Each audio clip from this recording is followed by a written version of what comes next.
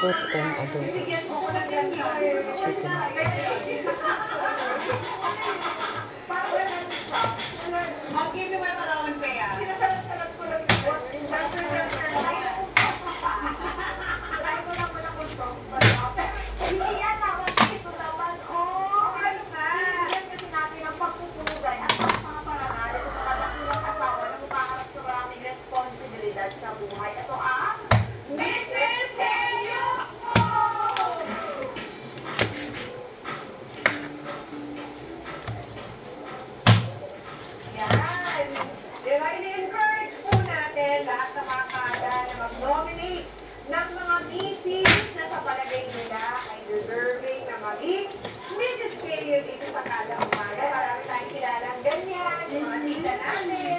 Mga lola natin, pinsan, kapitbahay, kaibigan.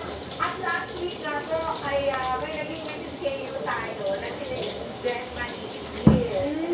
At mga pinili si Jen na tumapati na rin ang kanyang mister na si PJ. For the first time niya tayo, sinamakan niya ang misis niya ni Yomi na niya dito sa studio.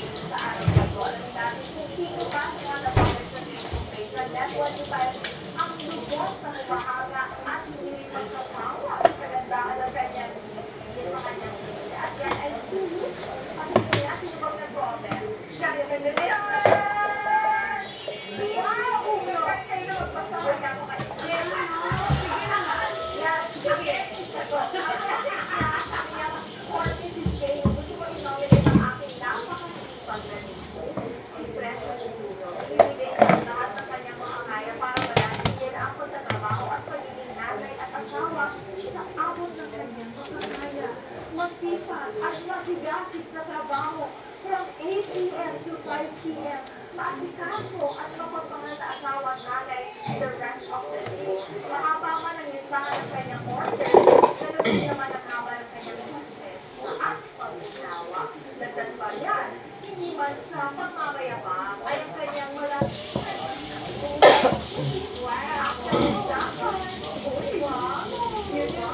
yung 20 years old na kung sa kagandahan ang gusto natin mag-day. Kaya, alam natin yan, anti-aging, it's the key. Kaya naman, na super attracted pa rin si Miguel kay Nisi.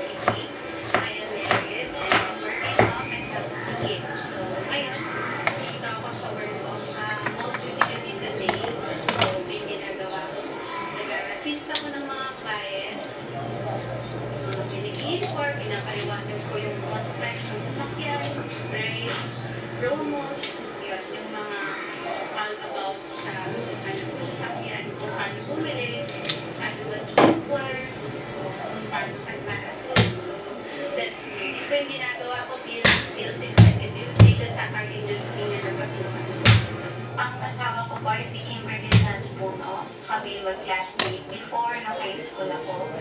So, doon kami nagkakilala. Tapos, ako yung miss nila. Tapos, siya naman yung president. Niligawan nga ako. Tapos, 1 year and 4 months. I think, basta, almost, na rin yung 2 years. Medyo matagal na akong niligawan. Tapos, kung medyo nag-level na siya, that's the time na parang gusto ko to. So, yun. So, naging kami na. Yung mga ginagawa namin everyday, bago ako pumasok, kasi ko muna yung kids. Siyempre, ipagkakata ng breakfast, ipagluluto. Tapos, ihanda na rin yung, yung gamit sa school. Tapos, ang ng bahay. Iyahatid na ng daddy, si Tia. Tapos, pagkahatid ni Tia, ako naman yung pinilos. Mag-iisip ako ng bahay para isip nila maayos yung isip nila sa akin kapag mag-isip ako. After nun, kasi para sa kuya, naman ako ulit ni Kim. Over 11 years ako magkasama ni Kim. Parang yung struggles, pero hindi naman namin pinigilan mag-asawa na work yung relationship namin. Kahit daw maniyan, daw pa rin sa pagpili namin sa isa't isa.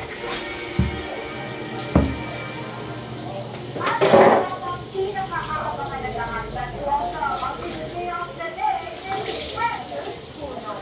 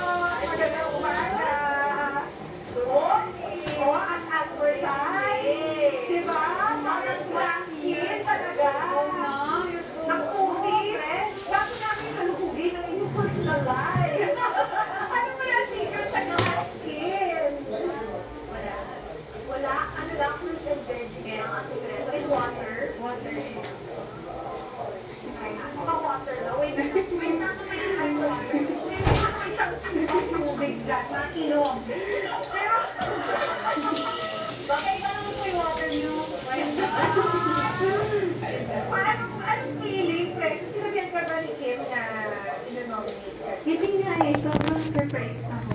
Sobrang wala talagang idea na nominate ako sa yun. Diba? Yan tuloy. Hindi ka tuloy pumasok today. Yes, hindi. Parang ako ito. Nagagawin natin worship nga. Pero absent ka today sa work. Ano naman yung feeling na nandito ka, nominate ka ng asawa mo 11 years, humahanga pa rin sa iyong kagandahan, and I suppose, ang mga 20-year-old mo balat.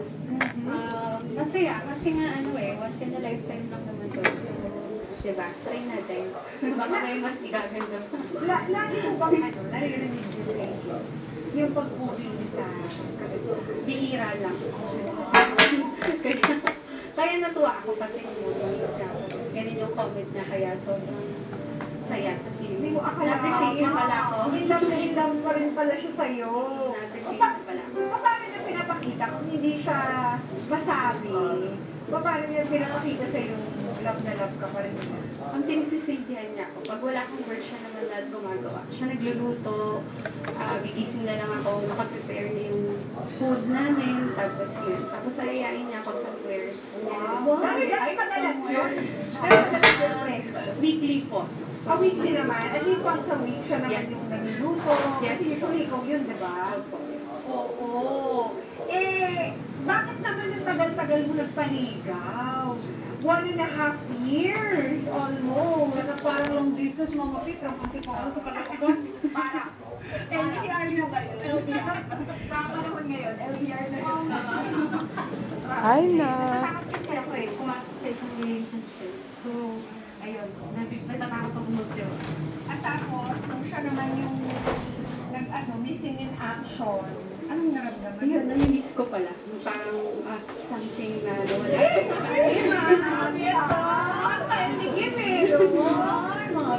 Diba? Achieve! So ngayon, gano'n ka ka-happy? Rate from 1 to 10 na pinakasalan ng sister. Siguro mga mga 9. Siyempre kasi wala namang perfect eh.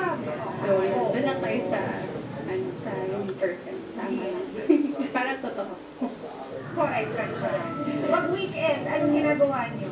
Namamasyal kami. Mahilig kami mag-rides. Tapos yun. Oo, nag-food eh, no? Nakita ko yun, newspaper kayo.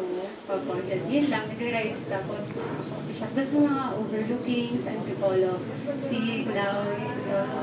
Hindi ba